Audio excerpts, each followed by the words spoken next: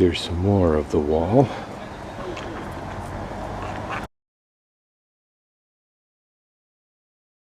Right at the intersection where my thumb is, center of my thumb, Porto Nova. Well, that means new port, but anyway, this looks like the old wall. It's the section I just showed you.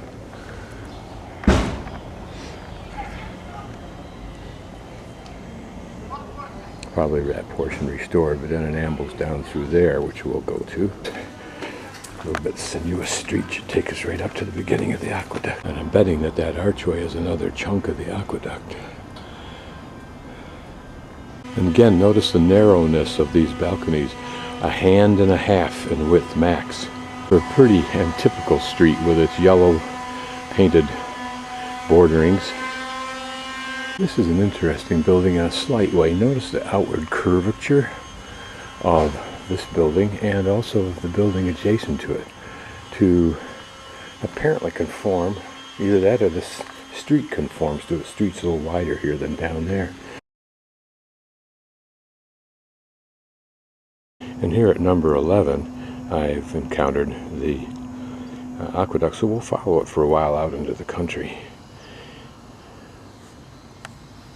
Here of course it looks like it's submerged a bit, and it could be because the grade of the street has risen over time. Here it forms the dividing wall between the street and this little square. Now as the elevation changes and the aqueduct gets higher and higher, it's incorporated right into the buildings. So they're filled in and the buildings somehow meld into it, except where we have a street passing through here. Here it's rapidly risen to a considerable height and then jogs out here a bit, whether this is the wall or something else that's jogging out.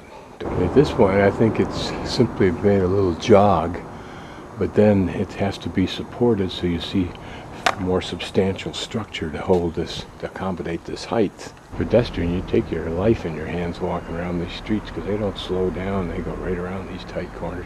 So it looks like this is where the wall, obviously, intersects the aqueduct.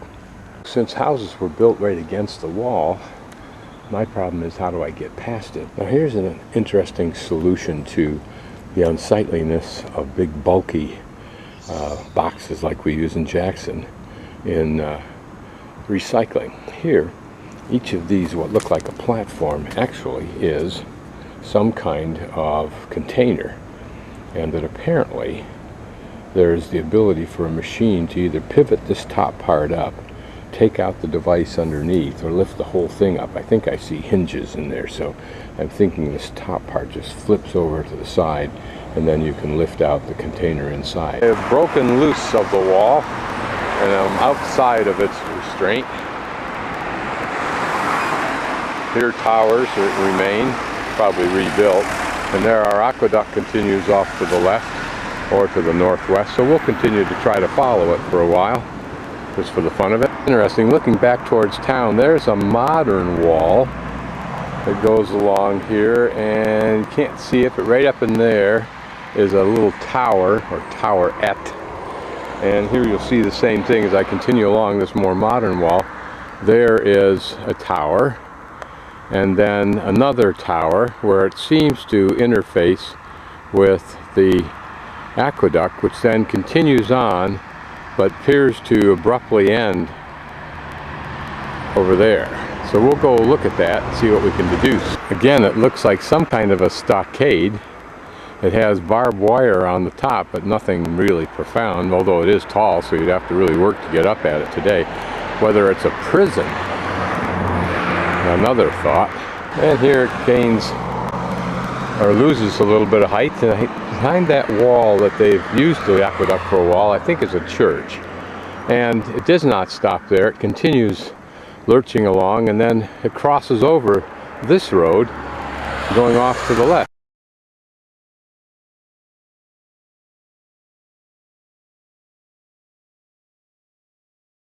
Passover. The sun will cross to the left side and the moon to the right side. And this is the phenomenon which the ancient Hebrews called the Pasach, the passage, that has originated into our Catholic Easter or Passover. And as you know, Passover is still a mobile party today. It's celebrated on the first Sunday after the first spring full moon, which is nothing more than the equinox. These are the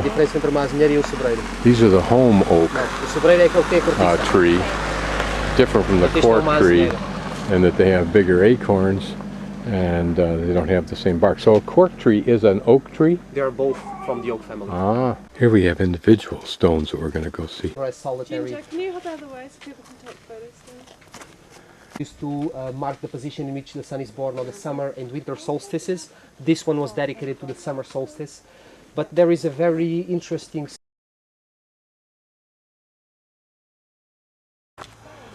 once the dolmens, they were built throughout the end of the Neolithic and they were used to bury several generations of local chieftains.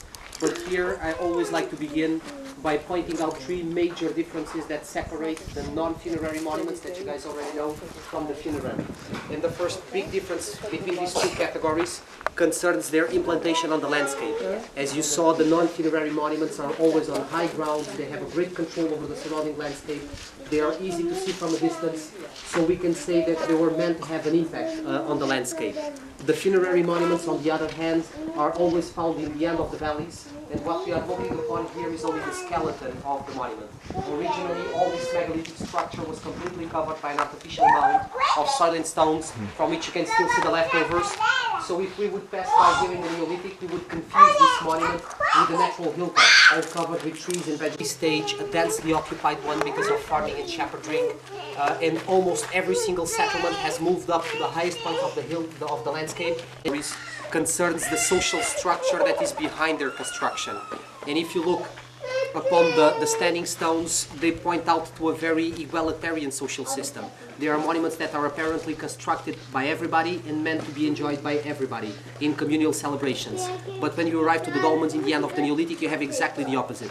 Monuments that are built by the majority, but that they are meant to be enjoyed clearly by a very small minority. Only the leaders and the male leaders ever have a chance of being buried within the dolmen. And these guys were accompanied with a little bit of everything that you can imagine, from a huge collection of pottery vessels, most of them with traces of food inside, but by the same guy in '64 that discovered the other two.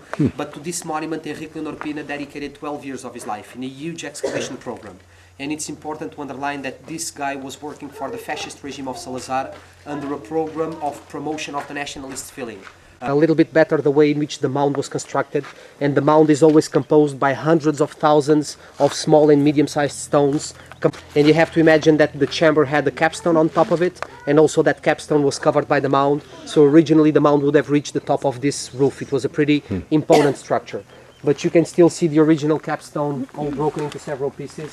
This used to be the capstone, a 30-ton flat stone that was dynamited off by the original archaeologists during Salazar's reign, whose goal was, like Hitler in Raiders of the Lost Ark, the goal was to use history to enhance the imagery of nationalism in Portugal. So this gives you an idea of the chamber that they had created with these huge rocks that all had to be moved and shaped into this position. Astounding effort for 3000 BC, 5,000 years ago. 4 months in the year, the summer months, when you have the water lines dried enough for these blocks to pass. That's maybe where the quarry was over there, but the difficulty would be getting it past two waterways. This is a cork tree that's 300 years old. It's now a national monument. These are the standard home